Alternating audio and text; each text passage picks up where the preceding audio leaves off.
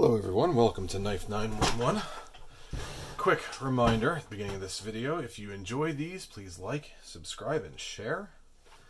If not, why are you watching? There's plenty of stuff on YouTube. Anyway, getting right into it, this is the Benchmade 757 Vicar Shane Siebert design. And we'll just jump right into the 911 on this guy. This is a liner locking Benchmade, designed by Shane Siebert, and it's got what they call a modified Tanto point, so there's a bit of a rounded section right there. Other than that, it's pretty much the same Siebert drill. Thick, 160 thousandths blade stock, relatively tall blade, saber grind, swedge with an interesting clip right here. Right, blade is a little shy of 4 inches. Handle is just a little over 5. It's about half an inch thick, right? And it's hefty. It weighs about 5.9 to 6 ounces. So there's a lot of knife here. Now getting into the intake, this is my very favorite Benchmade, bar none. And there's a few reasons for that. The first is that it has the smoothest, slickest action of any Benchmade that I've yet handled. I mean, it doesn't even take a hard flick. Just a gentle flick is plenty to get this knife to deploy under most circumstances. The second thing is that this liner lock is incredibly well executed. I've seen it several, I think 5 757 Vicars in my time, and I've never seen one, or I've never even heard of one, being off center. Now, from Benchmade, that's really saying something. You know, these Benchmade axis locking knives, getting one to center up that doesn't want to center up is, you know, can be a little difficult. But the thing that I love about this knife is that it's so slick and the action is just so sneaky. I mean, watch. You know, as far as New York and everywhere else is concerned, that's definitely a gravity knife. But it's just got such a terrific action. I mean, it is. You know, it's the best action of any Benchmade I've handled. Right? And it's funny how they say it's a modified Tanto. It's really not. If you look at Japanese swords and knives, this is the shape that you're going to see. Right? You're going to see a kisaki right here, which differentiates the point from the rest of the sword. And you'll see that taper continue from the kisaki down to the point. And you're going to see something like this curve. There, you know, the only Tantos that I know of with what we have come to call a Tanto or an American Tanto point with that sharp divided angle come from a specific period in Japan's history, and they come from specific smiths. There aren't that many of those historical examples that we now commonly call the Tanto. This is much more accurate to what a real Tanto looks like. Just putting that out there. This thing comes with an adjustable stop pin, so you can accommodate some lock wear. It's a Shane Siebert design, and I can't help wondering why the 757 Vicar didn't take the 275 Adamus's place in regular production. Arguably, it's a better knife in just about every way possible. It's certainly better finished. You know, I don't think this tip strength is going to lack anything compared to the 275. The only thing the 275 I think is better at is weighing more. And like every other Siebert design, it seems to me that it could benefit from a much taller grind with more steel removed. And what I mean by that is, you see the saber line of the grind right there.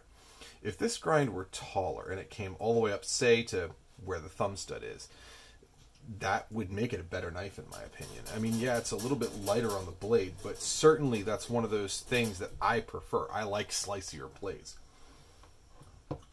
So, well, you know, S30V. I mean, it's sort of the elephant in the room.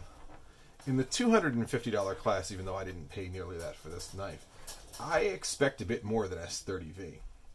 CTM M4, Sleipner, there are a bunch of other steels out there which will outperform S30V. People who say S30V is a premium blade steel. Well, yeah, it was maybe 15 years ago. Now, compared to what's on the rest of the open market, it's merely adequate. Yes, it's stainless. Yes, it will kind of sort of hold an edge, compared to a case pocket knife or a Victorinox. And that, it's clearly better than those two things. But that said, and yes, it'll take a fine edge. All that is true. It's just that in this price class, I expect a bit more. Something which gives me a bit more value for money. Now, this is a much better blade profile than it seems on the outset. It's good for a lot of things, even finer work, than you might suspect the knife in this size class can do easily because of this subtly good design at work here. I always say that, it could use a taller grind, but then I always settle saying, I would prefer a taller grind, but this one does quite well. And that's really the case here. And I really do think an axis lock would have ruined this knife. It really would have. The Shiro 111 has a liner lock. There is nothing wrong with liner locks. They allow you to tune a knife a bit differently and get this type of action. Right. The pocket clip is a small detail to which good attention has been paid. It's contoured to fit the design of the knife. There's a little cutout here, which leaves room for the lanyard hole. And this cutout here is shifted over slightly to stay on the green G10, which allows it to really grip tightly in your pants, which is nice.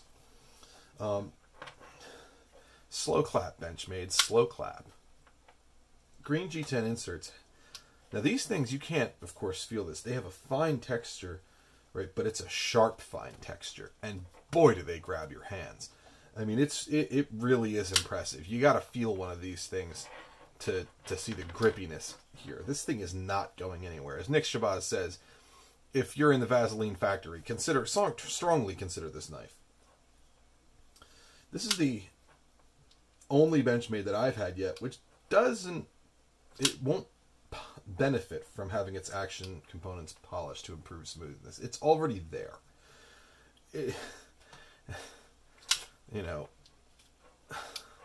I'm trying to clean up an expression from a military friend of mine, but slicker than two eels in a bucket of grease. You can probably guess what's missing. So my dispatch on this guy is that if you're considering a 275 Adamus, this is a much better buy. Snap it up if you can find one. And for once, I can't find any real little stuff to bitch about on a Benchmade. My only real gripe is that S30V at this price point. If you can find one on the used market under $200, is enough to shut me up about the steel. And that's really my dispatch on this guy, is that snap it up new if you can't find it used, but totally snap it up used if it's anywhere under $200 in decent shape. They're easy to tune. Like I said, it has an adjustable stop pin, so even if that lock bar looks like it's a lot of the way over, you can adjust a lot of that out. So, yeah, that's it, everybody. This is tonight's Knife 911. If you enjoyed this, please like, subscribe, and share. If not, why did you watch this video?